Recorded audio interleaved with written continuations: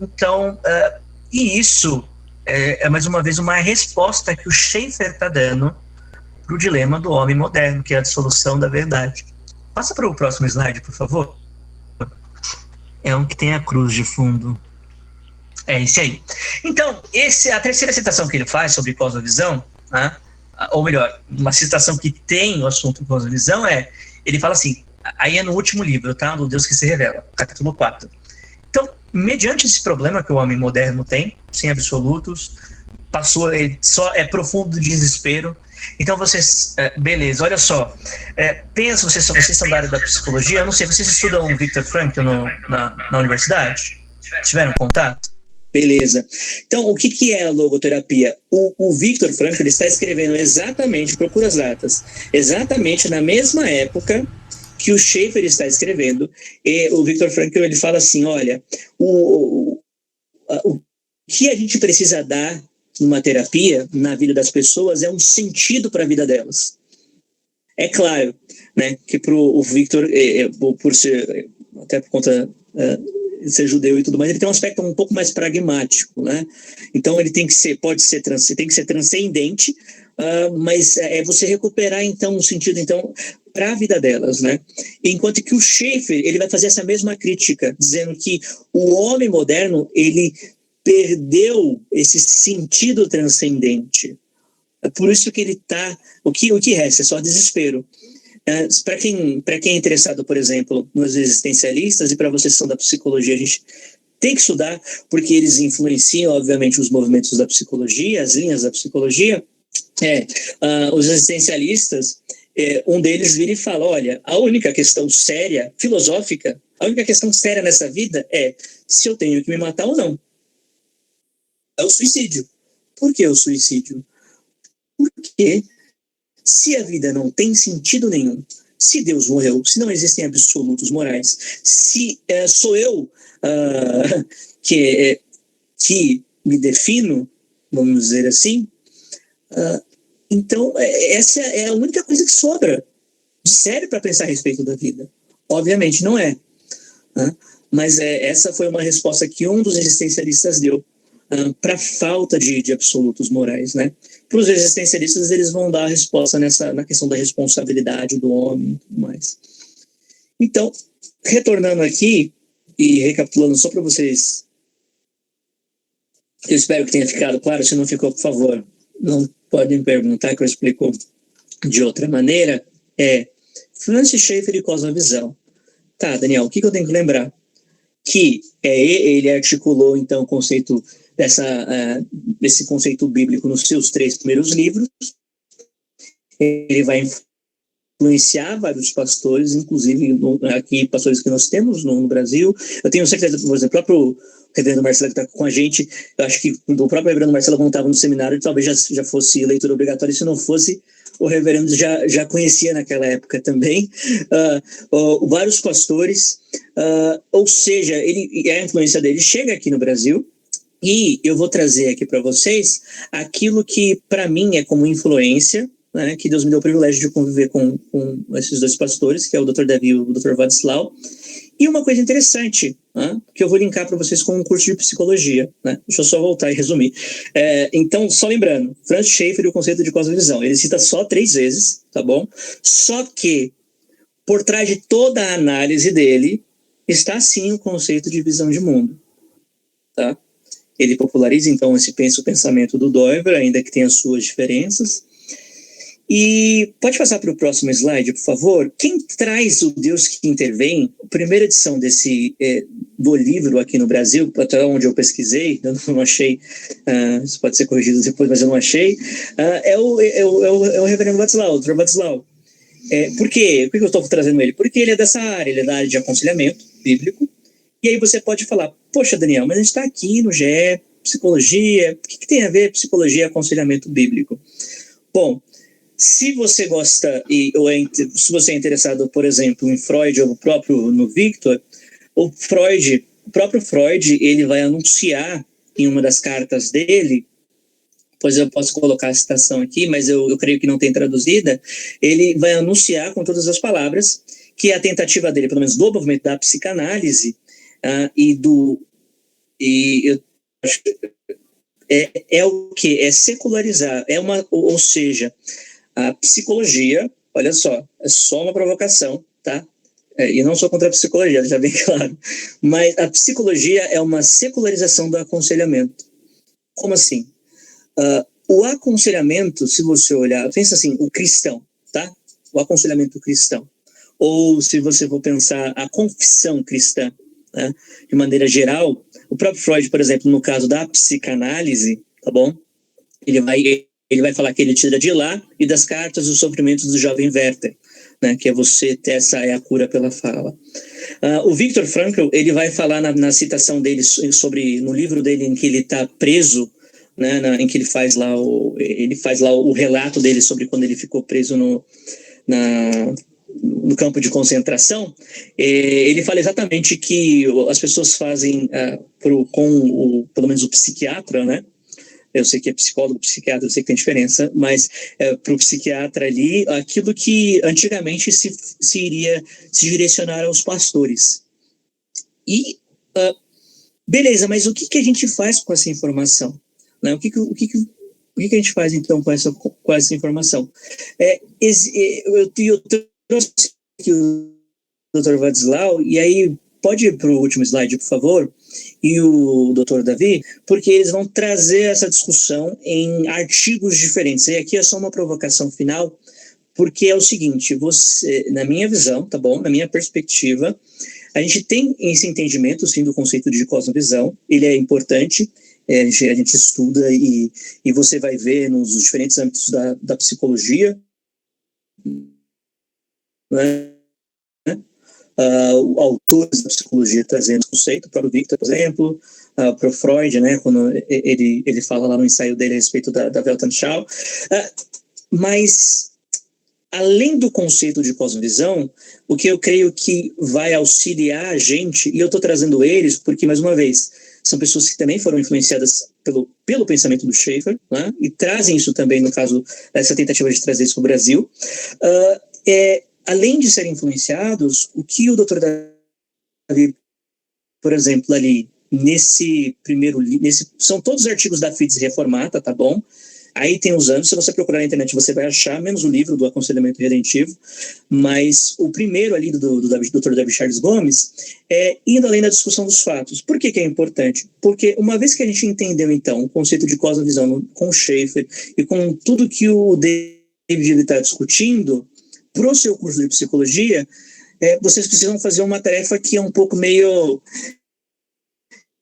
que ingrata, que você precisa dar um passo para trás, entender assim, todo mundo tem uma visão de mundo, criação, queda e redenção, entender que sempre quando a gente chega no aspecto da redenção é onde você tem o aspecto mais distoante, obviamente porque aí a proposta não tem como maquiar. Quando é criação e queda, a gente já percebe dá para confundir, às vezes você fala, poxa, mas achei que esse cara fosse cristão. E aí depois você vai ver que não é, mas por causa da solução que ele vai dar. E o ponto aqui é, nesse artigo, no Indo Além da Discussão dos Fatos, ele está falando o seguinte, a gente precisa fazer o quê? Estabelecer uma teoria do conhecimento cristã. Então, para que vocês façam e cursem assim, e olhem para a área de vocês da psicologia, vocês precisam dar um passo atrás, olhando para o conceito de cosmovisão, mas é um passo atrás de olhar para a teoria do conhecimento. É saber, entender sobre o saber, entender como a gente conhece. Porque, mais uma vez, entra na relação de sujeito e objeto. Né? E sujeito e objeto, e dentro da perspectiva cristã, vai sempre envolver o terceiro elemento, que é Deus. Essa é a diferença das diferentes linhas da psicologia. Isso, né? Então, ele vai estabelecer esses limites. Nesse ponto B que eu coloquei, que é a metapsicologia avantiliana, ele vai fazer uma provocação falando que existe uma psicologia das psicologias, e aí ele vai falar vamos dizer assim, do Van Til, ele vai trazer esse pensador, que também está ali junto com Doiber, tem as diferenças e tudo mais, e com Schaeffer, mas que a gente precisa então pensar numa metapsicologia, que talvez então seja essa psicologia cristã. Outra coisa que precisa ser discutida, são só provocações aqui finais, tá bom? É o problema da liberdade. Ele vai trazer o problema da sina da liberdade em Freud e Skinner. Então, como que o conceito de liberdade, e aí volta para o primeiro tópico do Schaeffer, que é a autonomia do homem. Se eu, como cristão, entendo que o homem não é autônomo, se eu vi isso em Dover, se eu vi isso com Kuyper, se eu entendo que isso é um pensamento bíblico, como eu articulo, então, o problema da liberdade dentro da psicologia, né? Até onde o homem, como ele é condicionado, até onde ele é condicionado. E aí você vai ter as diferentes linhas que, obviamente, já buscaram essa resposta. Você tem dentro da Gestalt de behaviorismo e por aí vai. E aí você tem o do Dr. Václav. E aí você fala, poxa, Daniel, você está falando para a gente num artigo sobre psicologização do púlpito e reverência na pregação, mas eu não vou pregar. Talvez no púlpito não, mas ainda assim você ouve a pregação no domingo. E aí a crítica que o Dr. Václav aqui faz como, e aí é interessante porque eu acho que tanto trazer respostas, e não só respostas, mas vai levantar perguntas para a gente, que a gente tem que fazer nessa área da psicologia, que alguns pastores, quando vão para o púlpito, então eles estão psicologizando o púlpito, e trazendo algumas coisas da área da psicologia. E qual a resposta que ele dá? Ele vai, inclusive, de maneira direta e indireta, de conversar com esse primeiro artigo. Ele vai falar, olha, a gente precisa então desenvolver uma teoria do conhecimento cristã. Tem uma teoria do conhecimento cristã bem embasada. E com uma teoria do conhecimento bem embasada, porque pensa o seguinte, gente, olha, visão de mundo e teoria do conhecimento, eles estão assim, estão juntos, vamos dizer assim, são coisas diferentes, e a cosmovisão, eu diria que ela está dentro dessa teoria, da nossa teoria do conhecimento. Então, é um aspecto da nossa teoria do conhecimento. É por isso que eu estou fazendo a provocação da gente dar um passo para trás e olhar para esses artigos que essas pessoas já discutiram há um tempo atrás.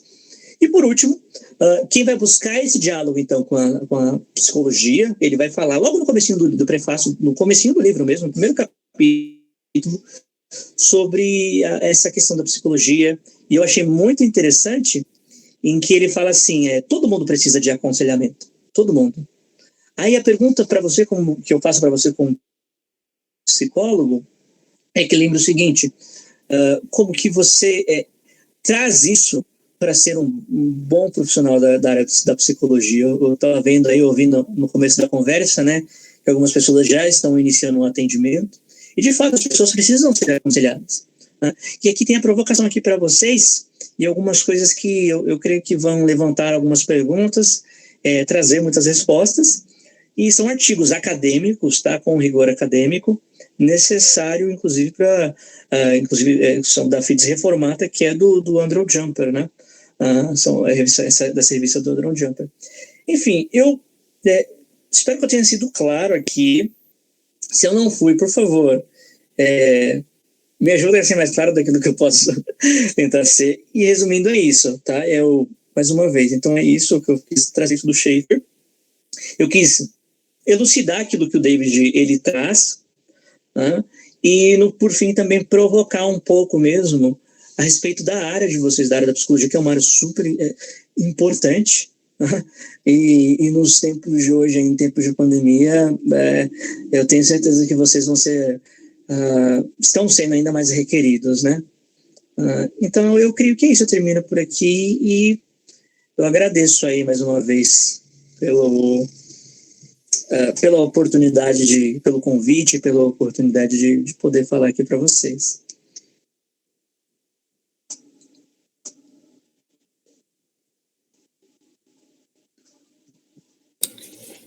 Maravilha.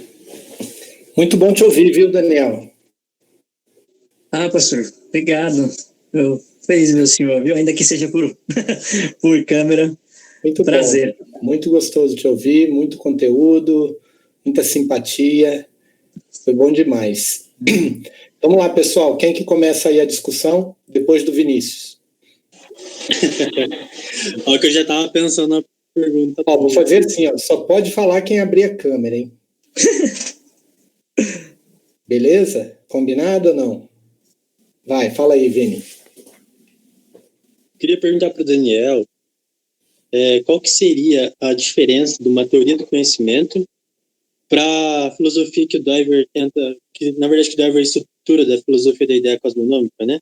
Tipo, o que faltaria na filosofia do Doiver para servir como uma teoria do conhecimento, para ser usada como uma teoria do conhecimento? Ou qual a diferença desse tipo de filosofia para a teoria do conhecimento?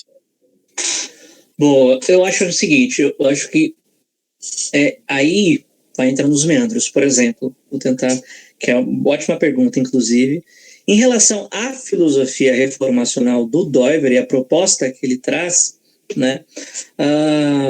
Eu ainda continuo estudando, né? Então não tenho uma resposta definitiva, mas o que eu entendo o Doiver, quando ele traz eu já conversei eu só estou falando isso porque eu conversei com isso com um pastor que sabia mais do que eu nesse assunto, bem mais, obviamente, ele traz uma filosofia, mas não é um sistema filosófico fechadinho. Né? Então, por exemplo, eu sei que você conhece o Mário Ferreira dos Santos, por exemplo. Qual que é a diferença dessa filosofia para os caras de filosofia que trazem para um sistema fechado? A filosofia do Doiver, e aí o nosso cuidado quando traz a filosofia, na minha visão, tá? Do Doiver para a discussão, é que ele não traz o âmbito fechadinho, do tipo assim, olha, é o seguinte, o Doiver ele falou sobre aspectos modais e essa é a estrutura da realidade, ponto final.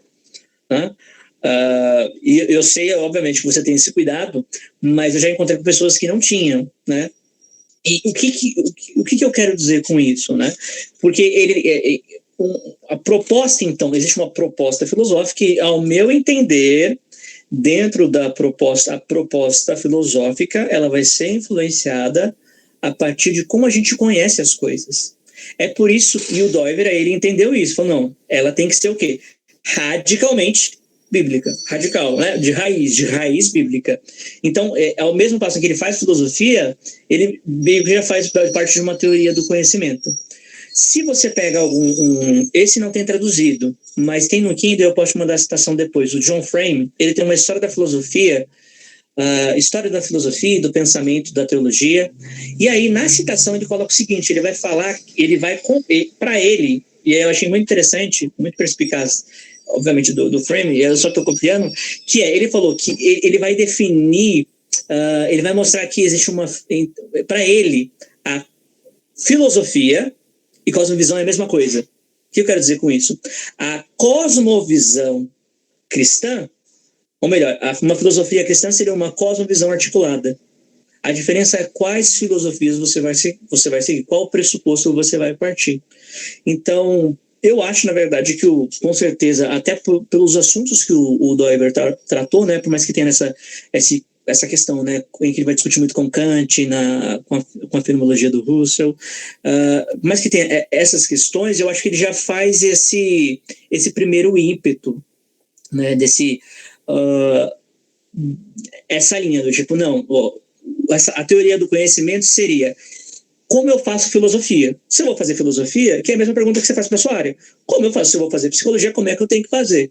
Né? Se eu sou cristão, e veja só, como a gente como cristão, é só uma pergunta retórica, não precisa responder, mas pra gente, você prefere acreditar naquilo que você vê ou na palavra? Obviamente, a gente prefere acreditar na palavra, mas alguém que não tem o entendimento, que obviamente só é dado pelo Espírito, vai falar, mas você é doido, cara, eu prefiro ver daquilo que eu vejo, mas os nossos olhos nos enganam. Então, a gente está partindo, né, do ponto de Arquimedes, né? A teoria do conhecimento é essa discussão, né, da alavanca de Arquimedes. Então, dê-me uma alavanca e moverei o mundo. Então, se a gente parte, então, de um pressuposto radicalmente bíblico, eu acho que essa articulação que o Doiver faz, na minha visão, tá, já é um tipo de que ele está discutindo de teoria do conhecimento. Né? É que a gente separa, vamos dizer assim, por questão de estudo. É igual que você vai separar, tipo, vai pegar o corpo humano e vai estudar. Né? Ou quando a gente fala dos aspectos modais. Eles são aspectos, mas é tanto que o absurdo quando alguém absolutiza tipo, vou absolutizar, a gente absolutiza o biológico, né? O homem é só um animal e ele é condicionado a todas as situações. Aí você vira e fala, beleza, como que alguém que tem todas as condições sociais impostas a ele, ela consegue se tornar uma pessoa diferente das outras? né? Enfim, uma série de coisas que assim, tentando resumir aqui a resposta, em relação ao Doiver, eu creio que ele fez essa articulação, mas daquilo até onde eu li hoje, tá bom? Como que eu posso, da melhor maneira que falar, assim, a teoria do conhecimento dele lá, dá logo no começo, quando ele percebe qual que deve ser a raiz do pensamento bíblico, né? Como ele pensa sobre o pensar. E eu acho que o Doiver, eu creio que o Doiver, ele é muito útil nisso, né? E pelo menos me tem sido, assim, mas a gente tem que saber também, que aí eu não sou nenhum especialista nisso, e aí existem, por exemplo, o Dr. Jonas e outras pessoas, existem uma diferença, às vezes, por estar tão assim na ponta da língua das pessoas, a gente acaba confundindo, por exemplo, existe uma diferença entre a filosofia reformacional e aquilo que a gente vai trazendo da apologética dos pressuposicionalistas, e tem implicações assim, em como você vai desenvolver esse conhecimento, tá? Tanto que, por exemplo, se você for ver, o Doiver, ele é até usado em, por exemplo, de discussões de ideologias de gênero, né? A favor, no caso das próprias ideologias. Então, assim, eu não tenho uma resposta, assim, preto no branco para isso. Não sei se mas eu creio que, então, mais uma vez, quando o Doiver ele se propõe a fazer essa filosofia, porque quando a gente faz uma filosofia e a gente articula a nossa visão de mundo, né, que se dá então a partir da teologia, né, então a gente já tem assim vamos dizer assim, uma teoria do conhecimento bem sedimentada, entende? Bem definida, enquadrada para a gente saber de onde que a gente está partindo, né, que é essa filosofia radicalmente bíblica. E aí você pode falar, vamos surgir então com uma psicologia radicalmente bíblica. E aí por isso que eu indiquei os artigos que tem aqui e o livro do Dr. Václav. Porque ele vai usar, por exemplo, no livro, quem traz isso é o Dr. Jonas, o reverendo Jonas, o reverendo Jonatas, ele vai mostrar, por exemplo, que as 32 proposições do homem, do Doiver, em que são 32, né? Acho que é isso, né? 32, que está lá, a primeira tradução está no livro do reverendo Václav, talvez a primeira tradução brasileira. Então, ao mesmo tempo em que ele vai trazer Doiver, ele vai trazer Schaeffer, e vai dialogar. Por quê? Por causa do ofício, da minha visão dele, do ofício dele como pastor, e por causa da área dele especificamente, né, que é especialista na área de aconselhamento, né, ele é obrigado a lidar com psicologia. Justamente por causa daquilo que eu falei lá, em que há esse encontro, né? E aí, tanto que dentro da teologia, o reverendo Marcelo pode me corrigir, por favor, se eu estiver errado, mas aí você vai ter aquelas pessoas que falam, olha, aconselhamento especificamente não só usa a Bíblia, não, eu posso usar psicologia, aí a gente fala de integrar os dois, e você tá entendendo? Existem divisões a respeito dessa visão da relação entre psicologia e aconselhamento. Existe uma tensão aí, que a gente e vocês, na verdade, como psicólogos, né, ou futuros psicólogos, ou da área da psicologia, tem que responder. Divisões e demonizações, né? É quase a mesma coisa, porque diabolos significa aquele que divide, né? Então, tem gente que demoniza o uso da psicologia e tem psicólogos que demonizam os pastores. Até engraçado, né? Legal. O pastor é um demônio. Também é meio possível, né? Mas vamos lá, quem mais? Você tá satisfeito, Vini? Rutinha, pode passar para o próximo.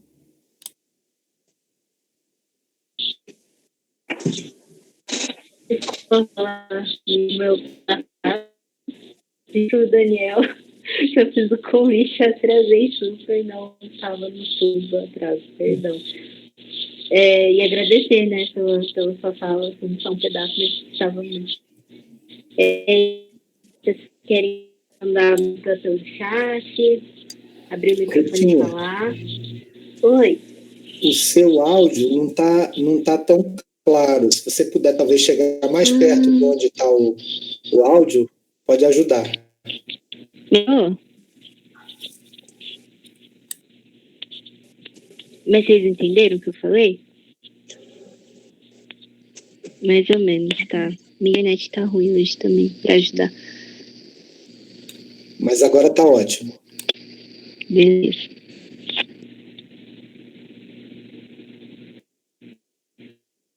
Mas alguém tem algum comentário?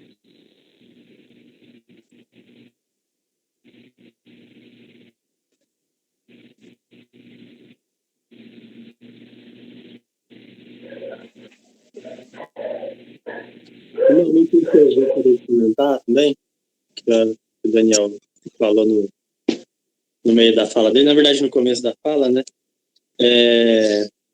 Que o Schaeffer ele não usa muito a palavra cosmovisão, né? Ou visão de mundo, algo nesse sentido. Mas eu entendo que a época que o Schaeffer está escrevendo, cosmovisão já não é o conceito já não é debatido na academia, né?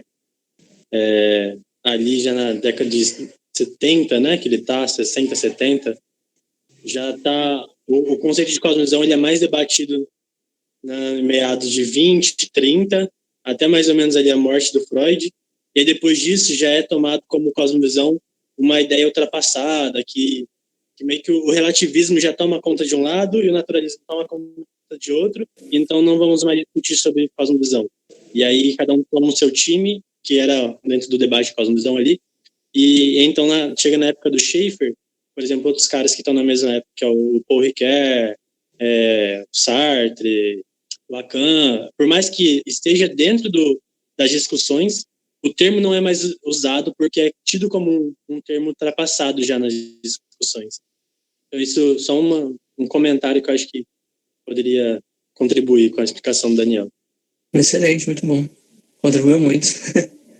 E por que a gente volta a discutir cosmovisão no início do século XXI? Pergunta para o Daniel, né? É para mim? No... Por que a gente volta a discutir?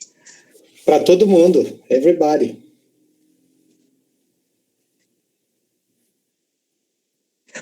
Eu acho que pelo menos para mim, assim, por exemplo, pensando na minha caminhada na universidade e tal, ter bem entendido e bem articulado a minha visão de mundo, né? Obviamente a gente não vai ter todas as respostas para tudo sempre, mas a gente tem que estar, né, preparado para dar razão da nossa esperança. Melhor, já dei a resposta, né? Eu acho que auxilia, né? A estar preparado para dar razão da nossa esperança, e porque às vezes eu sinto que muitas vezes o ambiente da universidade, especialmente dependendo do curso, ele é mais hostil, né? E aí, se a gente não tem bem articulado, e eu creio que pelo menos o conceito de cosmovisão, e pelo menos aí foi o que o Schaeffer, no caso, a leitura do Schaeffer, ela me auxiliou muito, e depois eu fui entender posteriormente que ele estava usando do conceito, me auxiliou muito a primeiro lidar com os pensadores que obviamente pensavam de maneira totalmente diferente da minha, por causa dos pressupostos que não eram bíblicos, e evitar, né, tanto a demonização, como o senhor citou aqui, né, tipo, não, nossa, Freud, não quero queimar o livro. Assim, não dá para queimar o livro, porque ele influencia pessoas. As pessoas vão ler, ele influencia um parente seu que está indo no psicólogo ou fazendo psicanálise eu sei que são coisas diferentes ali, mas ou um psicólogo em si que tem uma linha determinada de psicologia. E aí, pelo menos, me auxiliou, pelo menos muito na minha vida, e tem me auxiliado, assim, a enxergar mais isso, assim. É claro que, né, eles que auxilia a gente, né, até essa perspicácia, assim, de esse entendimento, falar, não, isso aqui é bíblico, isso aqui não é, mas pelo menos para mim foi, acho que muito, muito importante discutir o conceito de cosmovisão e, enfim. Então, mas pegando a fala do Vini, né, e ele vamos ver aqui o Matheus, né? O Matheus está dizendo, mas eu vejo que a discussão sobre cosmovisão nos nossos dias ainda é algo bem restrito ao nosso meio apenas. Então, Matheus, eu posso te dizer o seguinte, e a Rutinha pode dar a impressão dela, porque ela acompanha as minhas aulas na Psico. Eu tenho percebido um interesse progressivo nos alunos quando eles, por exemplo, descobrem que eles não podem ser ingênuos com relação aos seus posicionamentos no mundo. E aí os caras costumam falar assim, pô, isso é maneiro, cara, legal saber disso. Eles curtem, né? Por exemplo, pega um grupo feminista e manda eles estudarem o feminismo a partir da cosmovisão que sustenta o feminismo. Os caras vibram, velho. Eles fazem a festa, eles vão atrás e eles acertam. Eles vão lá e dizem onde estão os fundamentos de cada onda do feminismo. Eles passam pelas 3 ondas e falam da onda atual. Né, Rutinha? Lembra disso, né? Então, eu tenho dúvida, viu, Matheus? E a minha pergunta para a gente aqui, ela foi um pouco mais retórica, assim, no sentido de que, olha a construção dela. Daniel nos fala aí de uma retomada do conceito por Schaeffer, um conceito que estava lá atrás, na virada do século XIX, né, para o século XX. E aí toda a discussão se psicanálise é cosmovisão, se não é, a gente viu isso semestre passado aqui. E aí o Vini arremata dizendo que para essa turma existencialista, Sartre e companhia, Ricoeur, o próprio da linguagem lá, o Foucault, etc., isso é uma discussão ultrapassada. Por que é ultrapassada? Porque para eles havia a ilusão de que o relativismo prevaleceria, de que a morte de Deus era uma coisa para ir para os livros da história e que era líquido e certo de que aquilo era a verdade do momento. Apesar deles não acreditarem numa verdade objetiva, isso era uma verdade objetiva. Ou seja, que não existe uma verdade objetiva, por exemplo, segundo que Deus morreu. Tá? Só que os caras se enganaram, velho. Eles se enganaram. Eu tô meio jovem aqui, né? Velho, mano e tal. Desculpa aí. Daniel vai se escandalizar comigo. Mas eu não faço nas aulas, não. Nas aulas eu sou mais velho. Galera, acontece o seguinte: o cristianismo não faliu. Deus não morreu. E há ainda uma visão de mundo que aguenta caminhões passarem por sobre ela, que é a visão de mundo cristã. Isso não é uma ilusão. E quando você traz isso para esse nível de discussão, uma discussão filosófica, e confrontando as várias pontes, né, você joga para o cientista de hoje, né, para o psicólogo aí, para pensar aqui no nosso meio. Você joga para os caras dizendo assim, ó, você tem aí umas 5, 6 pontes. Por onde você vai passar com o caminhão? Escolhe. Então, quando eu faço essa pergunta retórica, eu acho que, primeiro, a resposta me parece, porque o cristianismo e a cosmovisão cristã continua sustentando a história da humanidade. Segundo, ela continua em expansão. A gente não precisa ter medo dos existencialistas, dos ateístas, dos naturalistas. Não. Vamos conversar com os caras. Vamos dizer, aqui, a minha ponte aqui está aqui, pode passar. Joga o caminhão que você quiser aqui, que ela vai aguentar. Dá até arrepio de falar isso, né? Mas é isso, cara. Eu acho que a discussão ela volta porque eu acho que porque, de fato, a cosmovisão cristã prevalece e ela continua ali firme. Eu também tenho uma teoria do retorno da cosmovisão. Qual é? Fala aí. Foi muito engraçado. Eu tenho uma teoria que foi foi provado um pouquinho na prática. Por isso que eu apresentei minha iniciação científica, que era sobre psicanálise e cosmovisão, e aí um professor meu, que é o professor coordenador do curso, ele veio debater sobre o que eu cheguei no final, né? Que a minha ideia no final foi, será que a gente tem que... Será que a nossa discussão limita ao naturalismo e ao relativismo? Será que não há uma terceira via que não se encaixe nesses dois polos? E aí eu deixei isso como pergunta final. E aí meu professor, ele tentou de todas as maneiras possíveis provar que o relativismo é a resposta mais adequada para a ciência hoje em dia, dada a pluralidade e tudo mais. E então o que eu vejo hoje é que, por mais que algumas teorias que são abordadas dentro do relativismo não dão conta dos caminhões que tem que passar, principalmente dentro da psicologia, que a gente lida com o caminhão do sofrimento todo dia, né? Então a gente vê a inutilidade dessas pontes o tempo todo. Eu percebo que cada vez mais tem se trazido uma ideia de uma cosmovisão meio Frankenstein. Você vai acumulando um monte de coisa e você vai criando um monte de coisa para tentar sustentar a maneira como eu vejo o mundo. Porque se eu me faltar apenas um pressuposto, eu não consigo.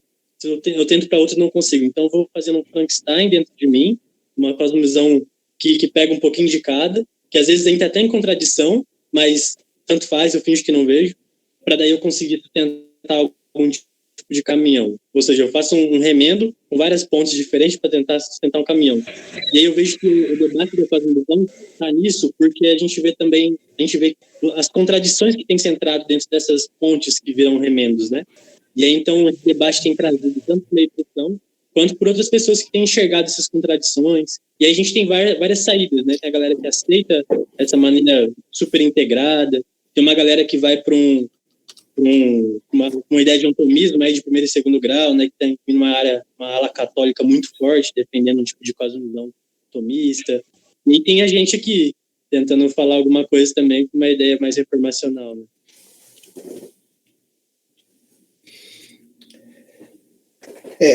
Eu acho que a discussão ela passa por uma necessidade de se estudar a cosmovisão, porque quando o Vini fala de uma ponte cheia de elementos Frankenstein, nós estamos falando de pós-modernidade, né, para pensar aí num aspecto mais simplista, sem precisar explicar. Mas o que o estudo de cosmovisão vai fazer, se eu estivesse na sala de aula, eu ia falar isso para os alunos. Você vai descobrir que, por exemplo, direitos humanos, ele tem o alicerce dessa ponte é cristão, judaico-cristão.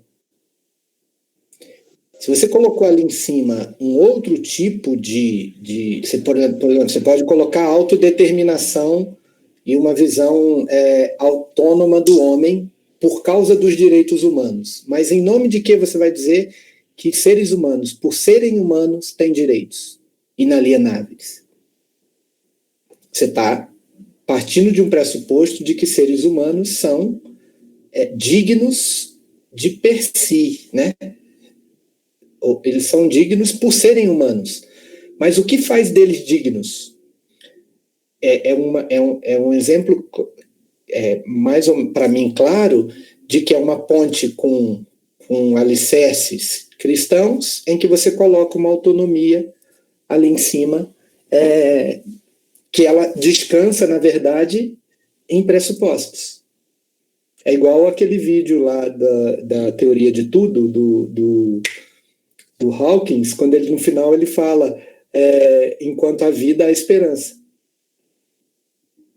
Ele vai buscando resposta, buscando. Aí no final ele fala, enquanto há vida, há esperança. Aí todo mundo bate palma, parabéns. Ele citou Provérbios. Ou Eclesiastes, não lembro. Um ateísta.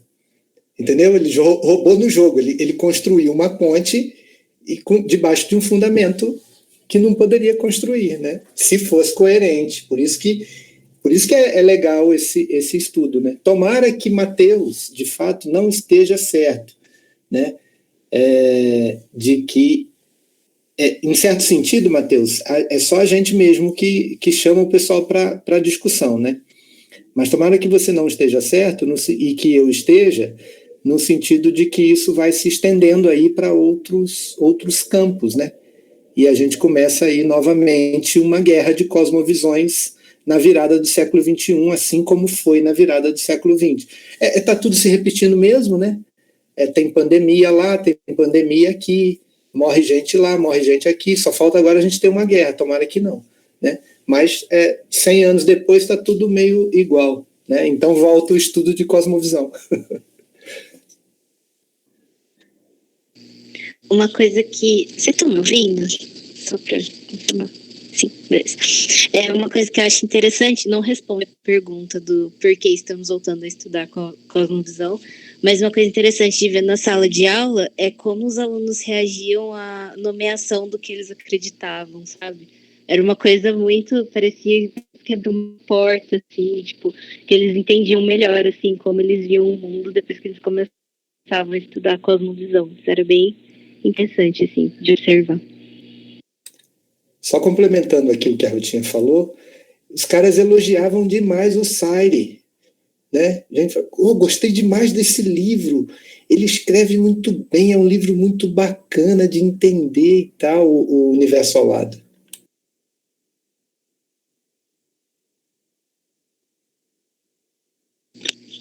Matheus fez um comentário aqui, só vou ler, sobre o dos humanos, né? A doutrina bíblica da imagem de Deus é o fundamento histórico e lógico dos direitos humanos. Tim Keller.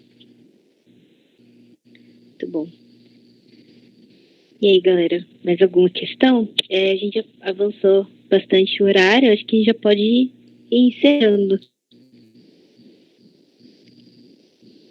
Tá certo, então, muito obrigado mais uma vez, muito obrigado, Ruth, muito obrigado, reverendo. Um abraço para vocês, fiquei muito feliz de poder participar da discussão aí com vocês. A gente que agradece, Daniel. Obrigadão. Você é muito bem-vindo aqui, viu? Valeu, Eve. Será convidado. Um abraço para vocês, viu? Um abraço. Tchau, tchau. Obrigadão. Tchau, pessoal. Até semana que vem.